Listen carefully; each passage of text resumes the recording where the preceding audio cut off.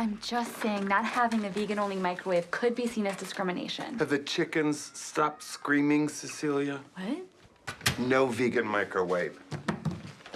Ooh, looks like someone caught the crafting bug. No, I haven't given up on life yet. These are uniforms for my kickball team. Oh, they smell like fruit leather and stale urine. I thought you hated competitive sports. I do, but I'm also a champion for the underdog, and that pituitary freak Marta needs a punt.